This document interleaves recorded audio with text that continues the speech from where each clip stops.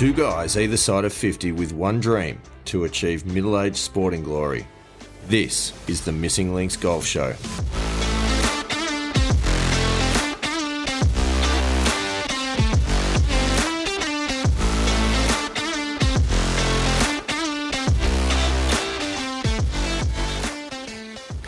Ladies and gentlemen, we are back for episode 7 of the Missing Links Golf Show. This is not just any episode, but this is in fact the live recording of the Missing Links Masters. We are on the beautiful fairways of Mudgee, and I am joined by none other than the defending Masters champion, Andy Walker. Welcome to the show. Good afternoon, Mr. Hinks.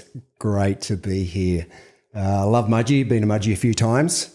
And really looking forward to, well, what's probably going to be a wet weekend. I did bring the wet weather gear in anticipation for a bit of a wet event, but will be a great weekend. It will be a good weekend. I agree with you. It's a bit wet. We're sitting here in a beautiful Airbnb in Mudgee. We arrived here not that long ago, and ever since we arrived, the rain has been tumbling down. So, as you know, I've never been one to come up with excuses before an event, but I do know that Mudgee, it's a pretty long course. There's a few waterways on it, and I know when it gets a bit wet, it can be a bit tough. So I'm a bit nervous about what's going to happen over the next couple of days. Yeah, well, I've actually never played Mudgee before, and the reason we've got here a bit early was so we could go out and have a practice round. And then we had a bit of a chat and went, well, we're probably going to get wet 2 days. Do we want to get wet 3 days? Not really. No. Not really. So, which kind of opens up a little bit of time then for us to record this episode, which is kind of handy. So, Yeah. So that's nice. But look, it's always good. Dave McClelland in episode 4 did give us the advice that when you're playing a tournament, arrive 24 hours beforehand. Take it easy, give yourself a bit of a chance to settle in. Don't go and, get too excited and play too much golf. So I think Bit of lubrication? A little bit. You want to make sure that the joints are flexible and the mind is nimble. So all those sorts of things. And I think we're doing that. And I think as well that we've probably, really embodied his advice of a strong taper in the lead up to an event. I know I have. Yes, I have definitely tapered. Yeah. So I think, Dave, thanks for the advice. Yeah. I know you're a friend of the show after your appearance in episode 4. We really took that advice on board. We've taken it to heart. We've arrived early. We've tapered heavily. Very heavily. We've got a late tea time tomorrow, being Saturday, and I think we'll take advantage of that this evening. I'm sure we will. Yeah, so excellent preparation. Now, this episode, so generally speaking, we do like to cover a little bit of listener feedback, and this week it's quite exciting, Andy Walker. We've had a really interesting turn of events with listener feedback. Yeah, we have. So we actually got a shout out from the Great Australian Pods podcast directory. I'm not going to try and say that too many times because it's a bit of a mouthful, but our very good friends at Great Australian Pods podcast directory have identified the Missing Links Golf Show as one of the finest up-and-coming sports programs in the country. I don't know about you, but I'm excited. Well, who would have thought after 6 episodes we would have made one of the greatest lists? Achieved greatness. I think that's what you're saying. And that's what we set out to do, was to achieve greatness, but probably with our sporting efforts rather than our podcasting efforts. But I don't know. I think this is fantastic. It's a great shout out. We appreciate the work that our friends at Great Australian Pods podcast directory do, because you know what they do is they save you time. You don't have to scroll through all the various podcasts. They can just give you the ideas for which ones to go and listen to. And that idea this week is Missing Links Golf Show. That's wonderful. I'm really excited to have achieved greatness so soon. Congratulations. Thank you. Thank you. And to you too. Yeah, no, thank you. I appreciate it. It's well deserved. So what's in store for this episode? We've got quite a lot. The great man, Sandy Wedge, heard our call last episode, and he has, in fact, cast his eye over the field that's about to take the course for the Missing Links Masters. He has written a review about each and every player. He has even gone so far as to predict the place that each and every player will come in this week's tournament. So, wow. he's really putting his name on the line there, is Sandy Wedge. I'm particularly interested to hear what he's got to say about you and I, but we will get to his reviews a little later in the episode, because there's another thing that we need to talk about first and foremost, and that is the fact that you, Andy Walker, went and had, I'm not going to say a lesson, no. I am going to say a coaching session. A coaching session. It was a coaching session. From your new coach. This is exciting. There's a lot that we need to hear about on this, but I think I'd like to hand over to you to maybe just give us a bit of a rundown on what happened in this coaching session. Yeah, look, and it's been probably best part of 30 years since I last had a coaching session, which I did discuss with my new coach. Now, it was last Friday. I had a bit of a trip down to Sydney, down to Cumberland Country Club.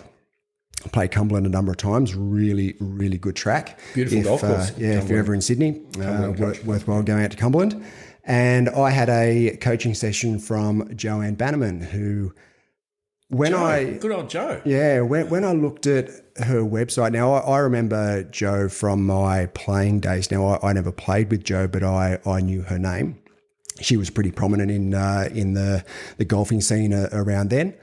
And yeah, when it was actually David McClelland who suggested that, when I was talking to David about who I should go and get a coaching session from, he did suggest that I look at Joe. And I looked at Joe's website, Banners Golf, and I was really impressed with just the scope of what she offers a golfer. So I booked in, did it all online, and went down to see her. And her setup is really, really good. She's got all the gear, all the tech. She's got a TrackMan. She put me on what's called a K vest. Now a K vest, it's not an actual vest. It's actually there are 4 different things that they're like sensors that she puts on you. One's on your back, and they're straps. So they're straps that you click in. One's around your waist. One's on your around your bicep, your front bicep, and then around your wrist on me being a right-handed golfer on my left arm. And these track your movements through the swing. So first of all, I just had a couple of shots, and then we put the K vest on, and this device tracks the movement of your swing and puts it up on a computer screen and analyzes it as to where you are versus where you should be. Now, I talked about sequencing before, and I've never really understood sequencing that well, but now I understand a lot better, because Joe took me through what the sequencing should be and where I was, and surprisingly enough, I'm out of sequence. That is a surprise. Joe Bannerman, do you know if she's any relation to Charles Bannerman? You're looking at me like, who the hell is Charles Bannerman? I was going to say, if I knew who Charles Bannerman was, you'd be a chance, or is, I'd be a fair chance. Actually, was. Yeah. Charles Bannerman, for those who are listening at home and going, I know Charles Bannerman. He was in fact the captain of the very first Australian cricket team that played the very first Test match against England, and which of course Australia won. It's what the Australians do in the big games. They do. And he also was the very first Australian to score a century in a Test match. I think he scored 122. I mean, 121. I think it was 122. Yep. So if she's any relation to Charles, then she's obviously coming from good sporting stock. Well, I don't know. I can't say that I asked, because I didn't know who Charles Bannerman was. Well, that could be something that you talk about next coaching session. It could be a conversation point, for the next coaching session. Or I might just focus on my golf for my next. It's probably not a bad idea. Now, talk to me about the sequencing. Obviously, you mentioned that you were somewhat out of sequence. So you put the K vest on.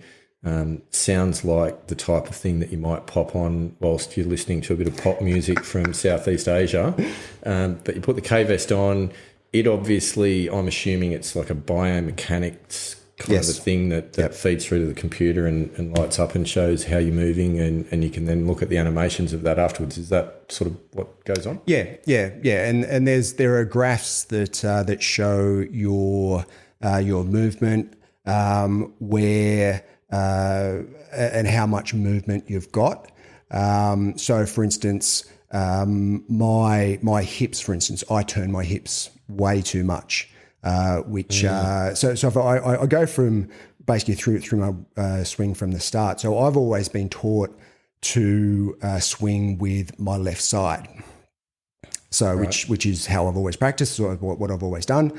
However, leading with your left side, and certainly my left arm, that automatically means that my left arm and my arms are out of sequence with my upper body. Right. So you should be taking your upper body and arms away in one piece. Yes, that makes sense. Yeah. Well, I never did. So I was taking my left arm was going first, and my chest was not following. So from a sequencing perspective, it's from the ground up. Right, so you're taking away. So from the top of your swing, it's your hips are moving first, then your shoulders, and then your arms, and then your hands. So that's how sequencing should work from the top of your swing. Now, what I was doing, I was taking the club back with my arms, and my shoulder turn wasn't as wasn't as large as what it should be. I wasn't turning my shoulders as much as what I should be. My hips were turning further than what they should be, which means that I was all out of whack. So the first movement, rather than my hips, was actually my shoulders, followed by my hips, followed by my arms. And then... So you're throwing the club over the top. Basically throwing the club out over the top. And in order to make up for that, my hands were very quick through impact. Hence snap hook every now and then. Hence snap hook. And also a lot more upright than what they should have been. So I was trying to make up for A, lack of shoulder turn, and B, for my hips not moving first by throwing the club out, and then my hands were snapping through impact. And either what I was trying to do previously in hitting a fade, holding my left hand through impact, which then brings it back with a fade back onto the target, or as I've been doing lately, releasing and hitting a snap hook.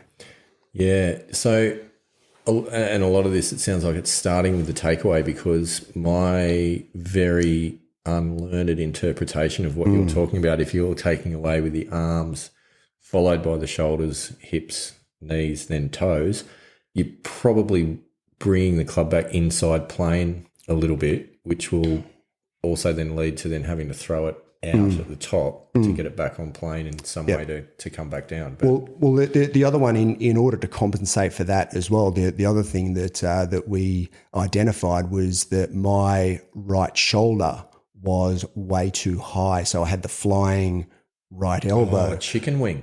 Yeah, not the chicken wing left arm. Yeah. Not like the Jordan Spieth. It was my trailing arm. Yeah, my trailing arm. Yeah. So see, and this is, I guess, part of me admiring Jack Nicklaus as well. Jack Nicklaus always had a flying right elbow.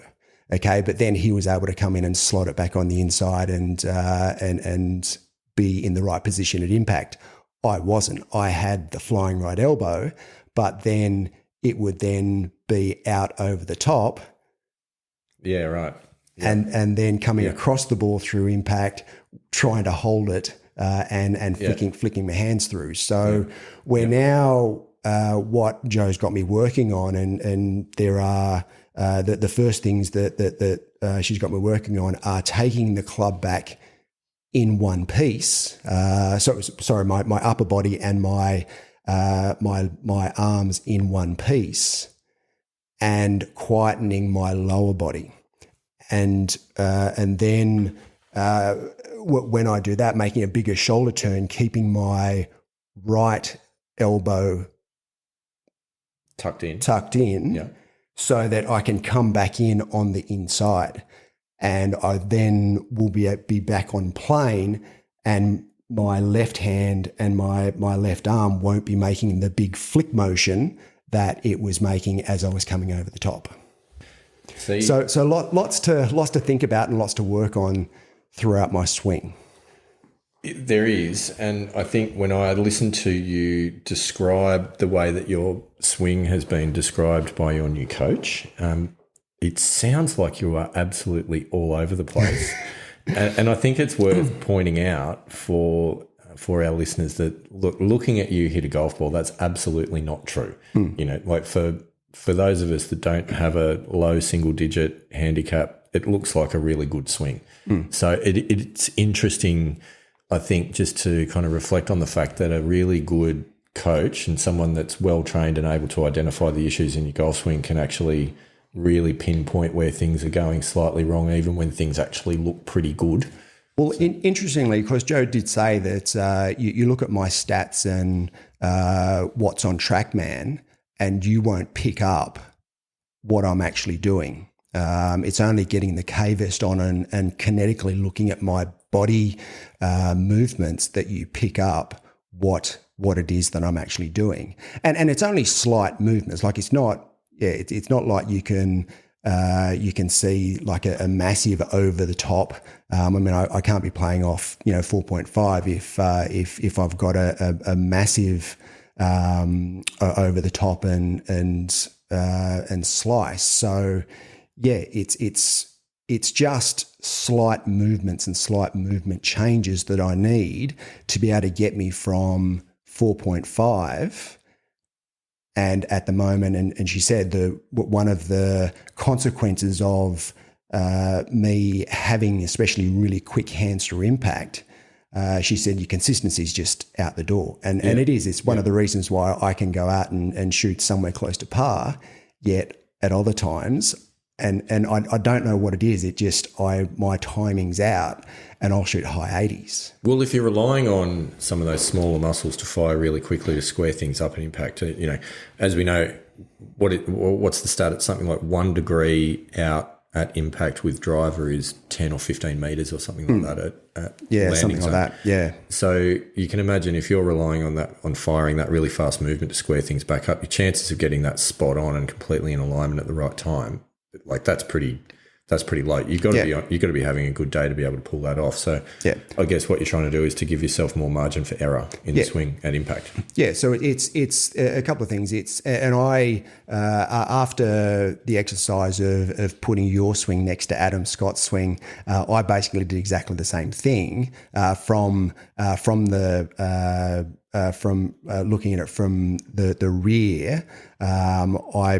I had my image at the top and Adam Scott's image at the top, and I also did the same thing with Lou Oosthuizen as well. I had it side by side, and I could see exactly what Joe was talking about in that my hip turn was way too much, my shoulder turn was way too low, and my flying right elbow at the top. And there's only one place you can go from there, and that is over the top, and for sure.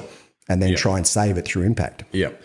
Be an interesting exercise actually at some point, if we can pick up some video or some images or whatever of our swings and compare them rather than both of us comparing against Adam Scott, which to be perfectly honest is a bit of an unfair fight. Yeah, maybe. But maybe. That might prove to be just an interesting comparison to throw up on Facebook at some point. So we might do that. But there's more. There was more to this coaching session than just talking about technique, and this is something for our long-term listeners. And we love you. Thank you for sticking with us. It's great to have you. You will know that we have had conversations since episode 1 about the value of club fittings and about the fact that I have long suspected, Andy Walker, that you may not be playing the driver that is the most suited to your swing. Correct. So you had made a solemn promise a few episodes ago that when you went for this first coaching session that you would actually ask your coach to do a bit of an assessment, quasi club fitting on driver. Yes. Did that happen? If so, what were the results? Yes, I didn't hit my driver through the coaching session. We were mainly focused on irons. And look, she looked at the irons with the AP2s and the shafts over them, and they were fine. When we got to having a conversation about my driver and 3-wood, I have to sort of put the 3-wood in there. She did have some very interesting opinions on the TaylorMade M3 that I currently use. And what were these opinions? Is this fair to say on a podcast? We're not casting any aspersions here, are we? No, not at all. Because I did talk to Joe about my swing speed training and where I want to be in 12 months' time. That's currently around sort of the 106 miles per hour. I wanted to get up to the mid sort of 1-teens. And what she said is that the shaft that I've got in the M3 has a low kick point. Yes. And is completely the wrong shaft for the type of, certainly the swing speed. Ladies and gentlemen, here I am with my hands in the air celebrating, doing a I told you so dance. Interestingly, she did also say that the M3, the club head is also not the right club head for where I should be at the moment. And the more modern drivers and 3-woods are much more forgiving and much more suited to where my golf game, or where I could be with my golf game. So she talked about the King G430. Perhaps? No. Interestingly, it was a like for like with the TaylorMade. So the latest TaylorMade driver, and the name escapes me for what the latest Taylor driver is, but I did look at the latest TaylorMade driver. The Stealth, and then the new one. They've just released the QI. Yeah, Rory's got the new one, but yeah, the Stealth. I was thinking about the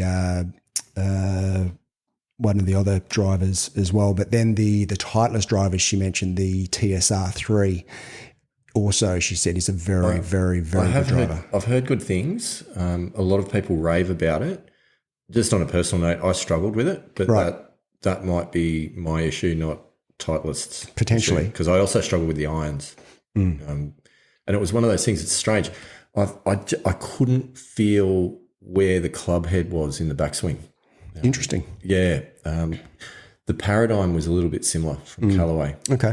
Whereas I love the Callaway irons and ended up with Apex irons, but I struggle with the Callaway with the paradigm driver. Yeah, well, interestingly, I have looked at the Callaway Paradigm as well, because I did like the look of the Paradigm. I've been to a couple of golf shops, and as we do whenever we go into a golf shop, look at all the different clubs, and the Paradigm to my eye sits really well.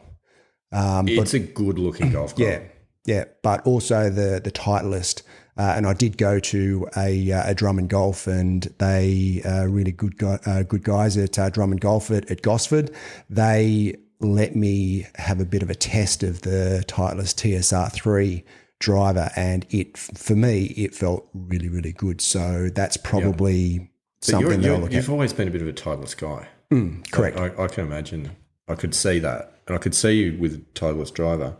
This is going to sound weird, but for me it felt too serious. Wow. Okay. Yeah. I didn't get on with it well. It's beautiful, feels nice. But yeah, just it intimidated me a little bit. I think you feel as though your golf's not that serious? Have you seen me play? I'd like it to be, but there's a little way to go just yet. So I think that there's a couple of really good takeaways from this coaching session, and again, where she wants me to come back and have another coaching session, maybe in about a month.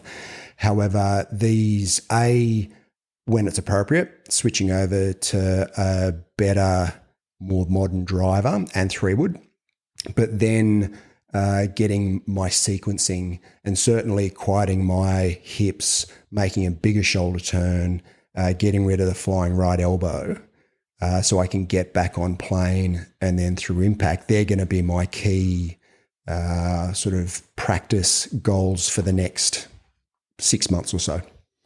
I think they all sound good. I've never noticed the flying right elbow, but I'll keep an eye out tomorrow, and I'm more than happy if you'd like for me to point it out at any point during the round. No, I'm pretty aware of it. Thanks.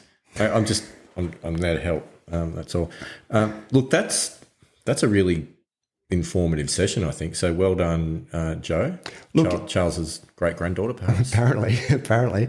But look, the setup that she's got, and I've as I said, it's been 30 odd years since I've had a coaching session, and the old coaching session where you go onto the range at a golf club, you hit some balls, the coach looks at you and sort of goes, yeah, I reckon you should do this, and it's very much with the naked eye, picking stuff up. Those days are gone. Yeah, those days. It is completely different, and I was super impressed with the equipment that was being used. Has it on like a big, I think it was like a 34-inch screen, all the different stats and the graphs and the images and the videos, just to show me where I am and where I should be. She's one of the devices that she's got, when you swing, it actually makes certain sounds, so that if you're in the wrong cheering and if you're in the wrong position, it makes a certain sound, and then when you get into the right position, it makes a different sound. So by the sounds that the machine is making, whether you're in the right or wrong position, which is it felt really weird trying to get into the right positions, but it was a really good experience and very, very different to really what I expected, but really, really good. I'm definitely keen to keep going with that process. That's good. Can I just maybe ask, can you give an example of the sound that it would make when you got into the wrong position? No. The right position? No. I'm not good at sounds. Singing, any sort of sounds apart from just talking, not my thing. Was it like, if you got into the wrong position, was it something like this? Now, you can't actually hear that. If I could hear that, I'd be able to make a comment. Slight flaw in my plan, but that was an air horn sound. It wasn't an air horn. Definitely wasn't an air horn. Had nothing to do with a horn. Because I was going to offer, if it helps in follow-up, whilst we're on the tee tomorrow, I can make that sound if I think that you're getting into the wrong position. Again, look, I know you're coming here from, a good place and you're trying to be helpful. Always helpful. But, look, I think that I'm good. I know you think you're good. I'm just offering to help. Well, yeah. Open yourself up there, Andy Walker. Look, that is an excellent summary of your coaching session. We're not going to say lesson. It's definitely a coaching session. Yep. What I think we need to move on now is the review that has been provided by the great man, Sandy Wedge. Okay. This is something we talked a bit about last episode when we were asking who is Sandy Wedge and giving our listeners an opportunity to learn a bit more about the great man. He did email through his review of the field. I've got it printed out here in front of me so that I can read some of these reviews out. Looking forward to hearing this. Yeah, this is exciting. We will also, he sent it through, it's a PDF, he's old school, but we'll pop that on the Facebook page, I think pretty much straight after this recording, so that everyone can get a read for what's happened. So, look, he does give a bit of a preamble just to talk about how excited he is to get the opportunity once again to provide some reviews about the field in the Missing Links Masters, as he describes, his words, not mine, the most prestigious unofficial golf event in Australia. Big words indeed from Sandy Wedge. Yep. So what he's done is he's actually gone through, he's given just a short 1-paragraph review on each player and predicted their placings. Now, there was originally 6 in the field. for this tournament. Small field, so we can get through all these reviews. That field swelled out to 7 with a late inclusion, but there's been a late scratching. Yes. So that brings it back down to 6. So we'll go through all 7 because he has actually taken the time to review all 7s. But what that does mean is obviously some of his placings that he's predicted cannot be true because unfortunately no fault of Sandy's, but there has been a late scratching for the event. So anyhow, the first player that he rates is Mr. Treasure. Treasure, g'day, Treasure. Treasure is unfortunately the late scratching, so he won't be playing this weekend. But nevertheless, shout out to Treasure. Shout out to Treasure. Good man. Good man. Hope you're doing well. Treasure plays off 13.0. Sandy says, and again, Sandy's words, not mine. I'm merely reading this out. Sandy says, I have previously said that Treasure's swing has so many right angles that he resembles a Rubik's Cube. Wow. Harsh. Between correcting impact fixes, activating hinge points, or regulating power actuators, there is a lot going on in this man's head. Regulating power activators. Actuators. Actuators. Power actuators. I don't even know what that means. Yeah. So obviously there's a lot going on. I mean, I know Treasure is a fan of the golfing machine, Homer Kelly's. Is that Bryson DeChambeau? Yes. Is that who? Yes, Okay. Yes, it is. That's what he was based on. Yep. Yep. So there's a lot of theories going on there. Yep. It says, for a man whose game requires precision, it is important that he takes a measured approach to this event because on his day there is nobody on his level. I feel like there's something going on there. With a new outlook on life and with some strong recent form, if his game is on song, then Treasure could be centre stage come the back 9 of round 2. Predicted Masters placing 5th. Wow. Yeah. That's a bit harsh. Look, sounded better than that. Look, I believe that Treasure at one point improved so quickly that he was he voted the fastest or the most improved player? He was. Was it in Australia? Yes, he was Amy, Australia's most improved. Yeah. That was Australian Golf Digest, I think that was, or Australian Golf Magazine. It was one of the two. I should actually find that out so we can tag the right one. But he came down from a handicap of something like 75 to 15 in 1 year. Yeah. Obviously, that's hyperbole. It was more like 31 to 12, I think it was. But and that was because of following the golfing machine. Yeah. So even though Sandy's pointing a bit of fun here, I think there's something in it. Like you can obviously understanding the physics of the way the body works is. Physics, the way the body works. Maybe I've got the wrong scientific branch there, but you know what I mean. Anyhow, so that's Trej. So the next one, Mr. Trandin, plays off 15.5, previous winner. Yep. In fact, so strong contender. Absolutely. Playing well at the moment too, I might add. So Sandy says, again, Sandy's words, not mine. Sandy says, Vietnam's first Masters champion comes into this year's event searching for the form that saw him take out his first green jacket.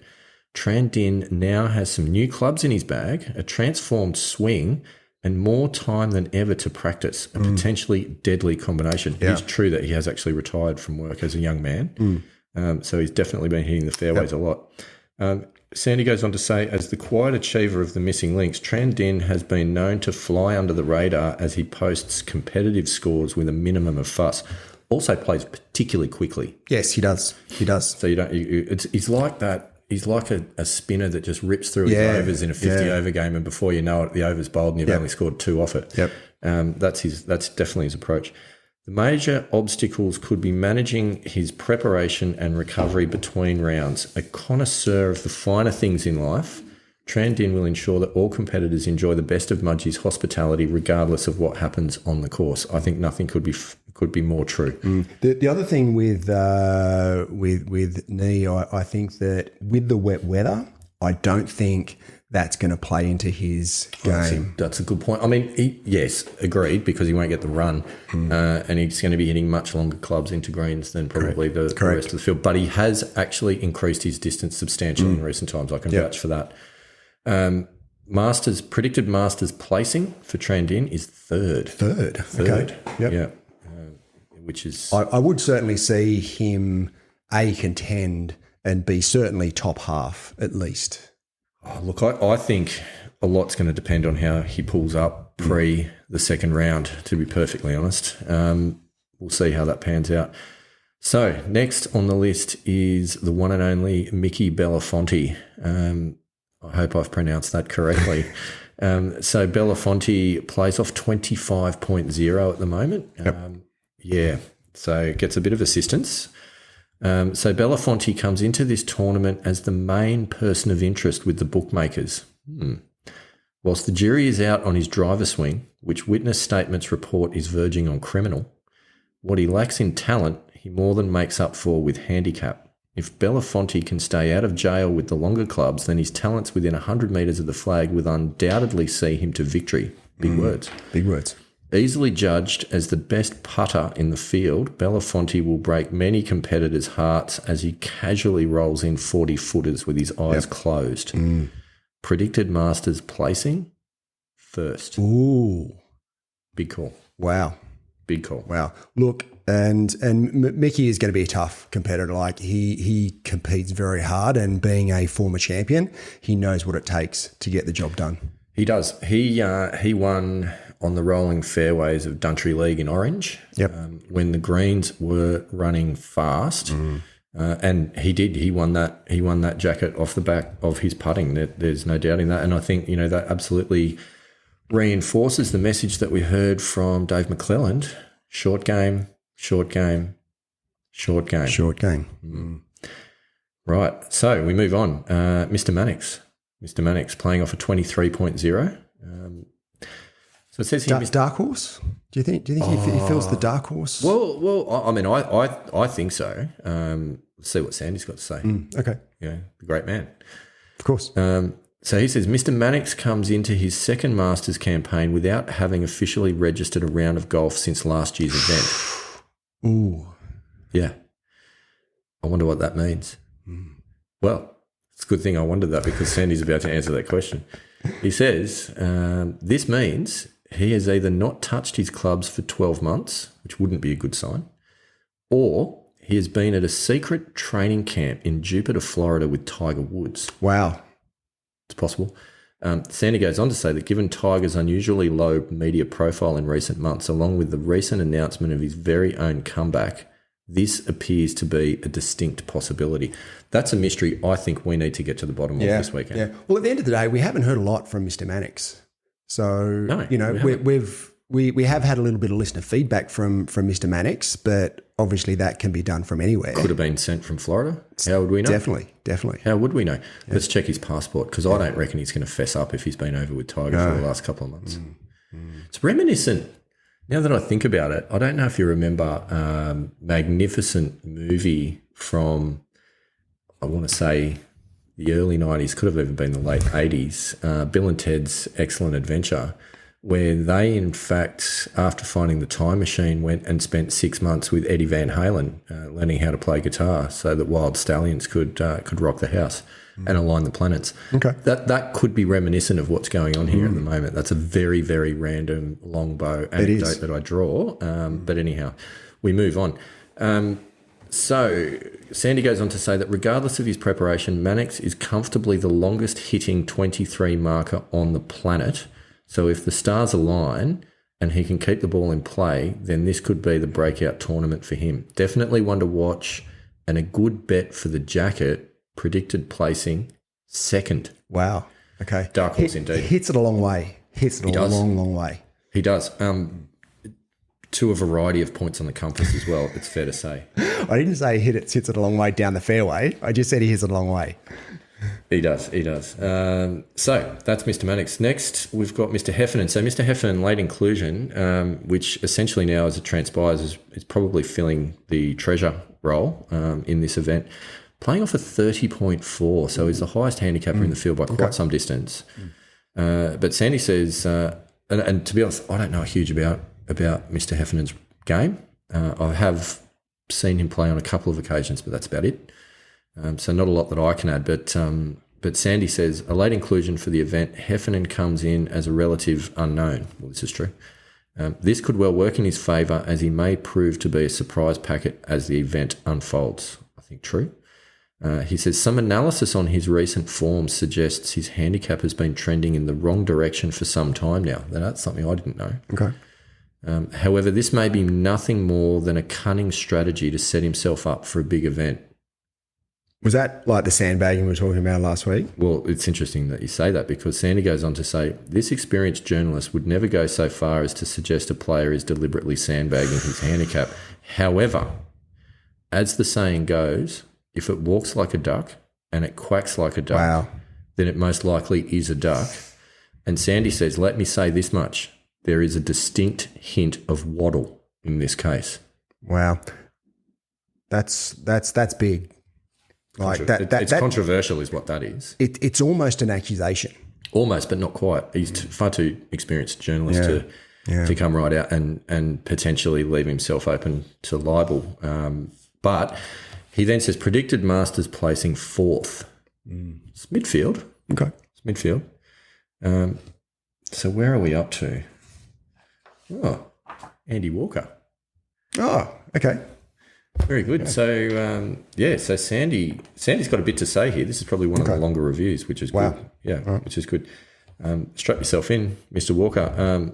Sandy says, again, and I stress, Sandy's words, not mine. I am merely reading these out on his behalf because he wasn't able to get here due to the fact that he's actually at the Australian PGA this weekend, so he sends his apologies. So the second most important event in Australia this year? Yeah, but he signed on to this sometime before, and I think the fact that, the likes of Min Woo, Adam Scott, Cam Smith are all actually there at the PGA, that's probably swayed him, I guess. Maybe.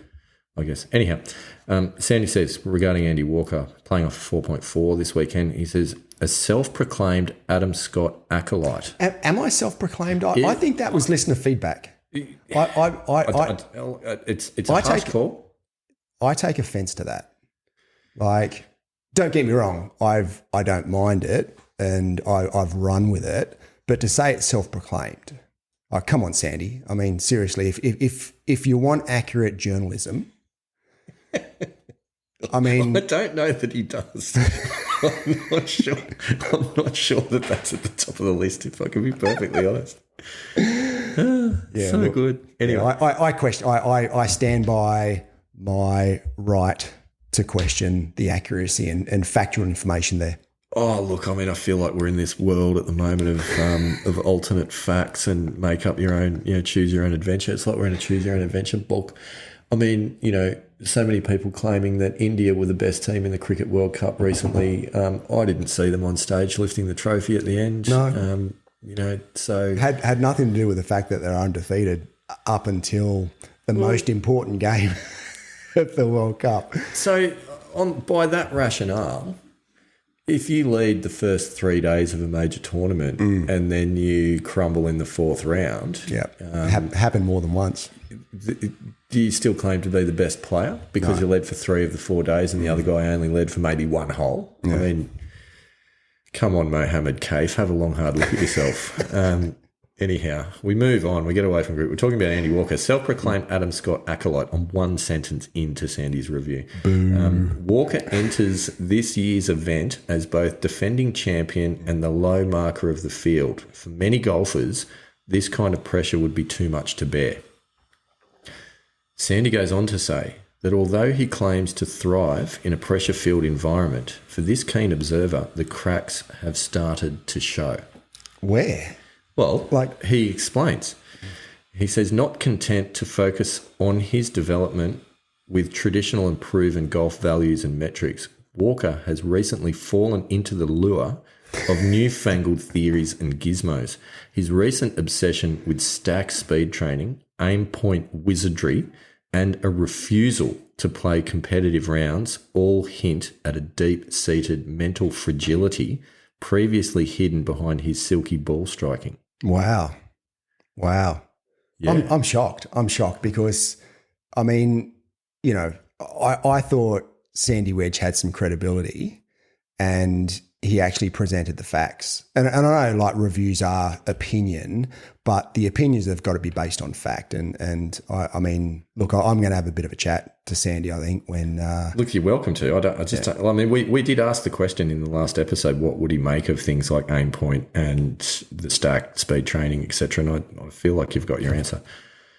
He then rounds it off by saying, one wonders where he will next turn if these pop culture golf remedies don't deliver the results he hopes for. Pop culture, really? I don't know where it's come from. I mean, we know the great man is, what would you say, old school? Yeah. In his approach. Obstinate? Harsh, I think. But then he says predicted Masters placing 6th. Ooh. Okay. 6th. It's not, I wouldn't call it glowing feedback. No, definitely not. Definitely. Oh, look, I like the underdog status. So I'm not disappointed by that. I mean, look, I might be a bit offended and, have reacted a little bit, but hey, I can take the, bit between the teeth and run with that. I'm happy to prove him wrong. I mean, it's fair to say you're a little defensive. Yeah. That might. What gives it away? Might be a reflection of the deep-seated mental fragility that was previously hidden behind your silky ball striking skills. I don't know. But one player left to review, obviously my good self. So Steve Hinks, 10.0. Still, I feel like we've covered that ad nauseum over the last 6 weeks. Once or twice. Yep. Tomorrow, interestingly enough, tomorrow is the last free swing opportunity to drive that down into single digits. So the conditions are not looking good, but, we'll see how we go. I don't mind playing on a wet course so long as it's not actually raining at the time. But anyway, let's see what Sandy's got to say. Now, I've kept this review locked and I've not read it. So I'm going to read it for the first time along with you hearing it for the first time. So hopefully I won't react as defensively as what you did, but time will tell. Anyhow, Sandy says, at what point does a slump officially become a slump? Wow. Opening line. That he has just teed that one up on the first and Happy Gilmore'd it straight up the middle. He says, after seeing significant improvements over the past 2 years, thanks for noticing, Sandy, Hinks seems to have stalled in recent times. In particular, since the beginning of the Missing Links golf show, which is fair. Wow. He says he has been unable to register a single flag round with his handicap languishing outside single digits. Well, I mean, that is pretty factual. I mean, it is. You've got to face that. I can't argue with that. Yeah. I haven't registered a flag round. Mind you, at least I've had a couple of attempts, which can't be said for everyone involved in this podcast. He says, this is a problem which must be weighing on his mind in the build-up to the event. Thanks, Sandy. It wasn't before, but clearly now it will be. Sandy asks, has he sorted out his ball striking woes? Has he improved his short game? Only time will tell. Although at this point, it seems there are too many questions with too few answers to have any confidence whatsoever regarding Hinks's chances of a third jacket victory. That's harsh. I don't think he's left anyone guessing. It's fair to say. And then he says predicted Masters placing. There's only one place left, I think, isn't there? It's not good. And it's 7th. It's dead last in the field. So what I am happy to say, and this much I will say, he's got that wrong. I will not be finishing 7th because Mr. Treasure will not be here this 6th in the event. Good one. So take that, Sandy Wedge. You don't know everything. But that's his review of the field. Do you feel as though Sandy Wedge may be threatened by the fact that we're, through 6 episodes of the podcast, we've achieved greatness already and he's just having a crack at us? That's a lens I hadn't put on this, but now that you mention it, yes, I do. Yeah. I think... I reckon... Yes. I reckon he is seriously intimidated and threatened by us. Yeah. I mean, why else would he rate you as predicted 6th and me 7th? Yeah. I mean, that's clearly it. Yeah. Sandy Wedge, we've been inviting you onto the show for quite some time now, but I at the moment, I feel like retracting that invitation. I don't think you're welcome. No, look, I've always had an open mind, so I'm happy. No, you haven't. All right, maybe not always, but I'm happy at this point in time to have an open mind.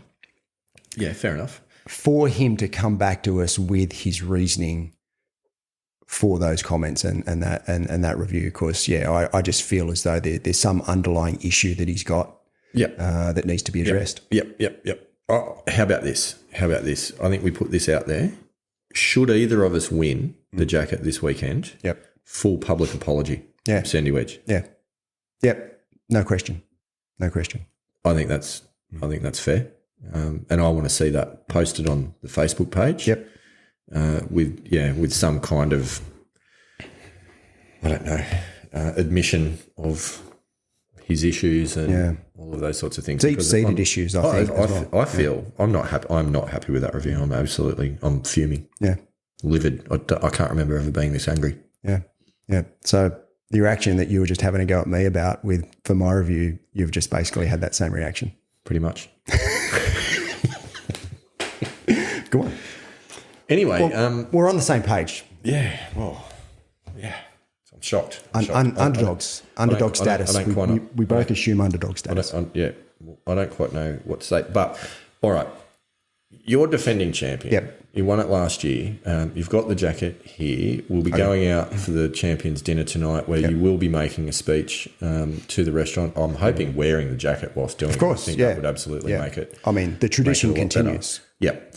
The tradition begins, I think. So, as defending champion, have you got any observations of your own that you would like to throw out there about either, I don't know, the field this year, which we talked a lot about already, or any of the previous winners?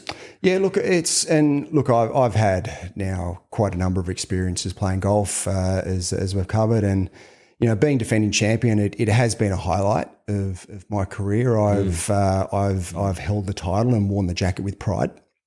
It'll actually be tough if I do need to hand the jacket over if I don't defend. It is difficult, yeah.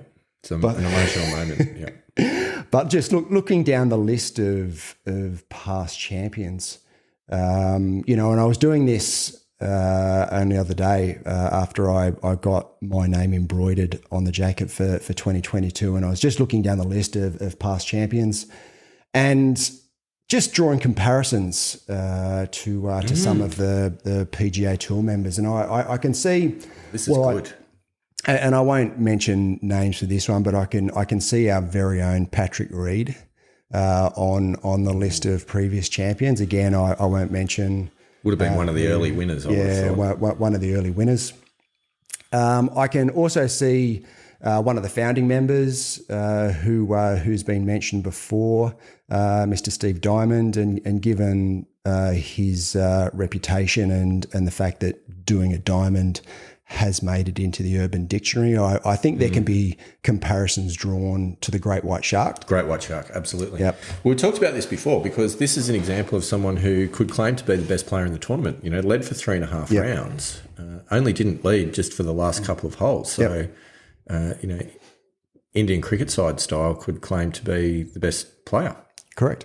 Yep. Still didn't win. Still didn't win. Doesn't change that fact. But look, he has won it a couple of times, so he did manage to get the job done. But I certainly feel as though there's definitely some alignment with the Shark. Going down the list a little bit further and come to yourself, Mr. Hinks, who it looks as though had a little bit of a slow start, but then has been a multiple winner of the I think I know where you're going here. The greenish jacket, given he does stand on the right side of the ball. The wrong side of the ball. I think Phil Mickelson is the natural comparison to be made, having, Phil, very slow start when it came to winning majors, but has then just pulled off some pretty phenomenal stats, including winning a major at the age of 52. Yeah, was it 50 or 51? Yeah. 56. Anyway, had a 5 in front of it, which is pretty impressive. The oldest major winner in history. It is impressive. Not sure how I feel about that comparison, given and I do need to word my response very carefully, but. Look, I think it's fair to say controversies that he has courted. So hopefully you're not referring to any of that. Also, he seems at times to be a little bit of an angry man and got a bit of a bee in his bonnet, which you've just maybe shown that you've got the same trait. Yeah, that's true. Only at Sandy though. Only angry at Sandy.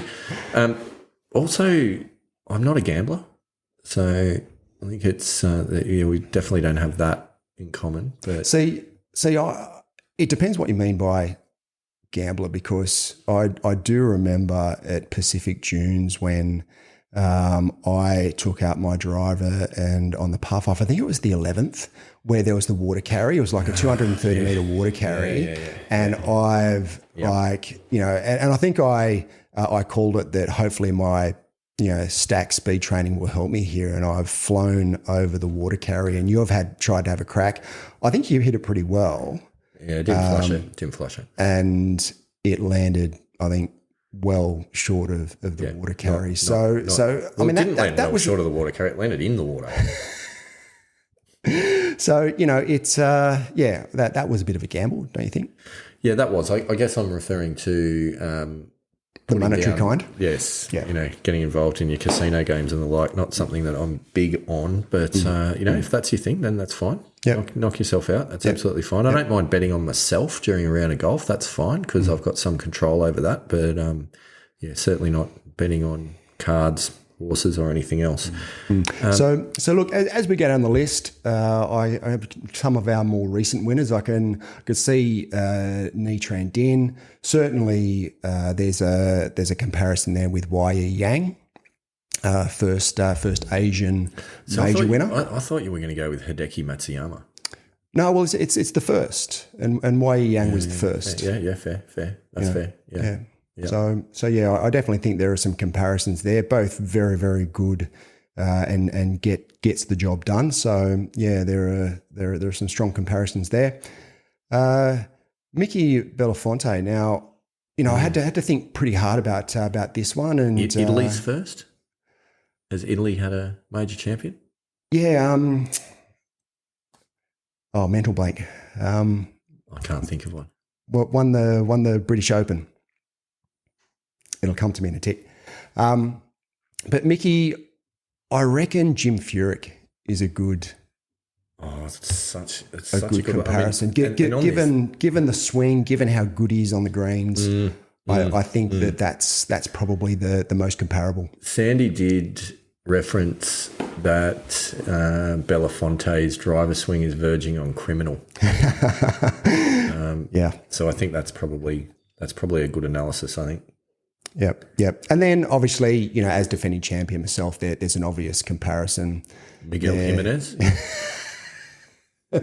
No, look, my warm-up routine is slightly different to I don't know. You got the bottles of red wine lined up over here in the kitchen. So that is true. But I can't say that I have smoked too many cigars in my life. That's not something I partake in. But certainly with the Broomy, with Aim Point, with the silky smooth swing, is apparently I have, according to Sandy Wedge. It's only for the purposes of hiding your mental fragility, apparently. No, that's not what I heard. That's what I heard. Deep-seated, if I'm quoting you correctly. Deep-seated, yeah. Don't know about that. But look, I mean, going down the list and identifying with and comparing with the current or with PGA Tour pros and the players, I feel a great honour to be past champion, and certainly holding the jacket and holding the flag and bringing that into this year, and looking forward to the evening tonight. Wish all the guys the best, and we'll see how the weekend pans out. Well said, Andy Walker. Well said. And I do think that probably brings us to a wrap on this Missing Links Masters Part 1 episode, because Part 2 is where we will be taking you through the actual results of the tournament. And with any luck, if we can, if we're blessed by the gods and we can get some microphones out on the course, we might actually get a bit of on-course audio, possibly even a few interviews with a few players, and be able to knit that together for next week's episode. But I do think that's pretty much all we need to cover in the build-up. Yep. We've got to get out, have a good warm-up, a bit of a stretch. Bit of lubrication. Possibly some yoga. I need to meditate at some point. That's vitally important as part of the tapering process. So with that in mind, it's been great. I've had a lot of fun. We'll see you all next week. And Andy Walker, there's only one thing to do, and that is to rock out with the rest of our theme song for the evening. So if you haven't done so already, follow the podcast, jump on the Facebook page, the Missing Links Golf Show on Facebook. Shout out to our good friends at the Great Australian Pods podcast directory. And click follow, give us a review, 5 stars requested, but anything else, if you must, you must, but 5 stars will certainly make you a friend of the show. And we'll see you next week. Andy Walker, thank you so much. Good luck in the tournament, young man. Thank you, and yourself, and we'll see you next week. That we shall.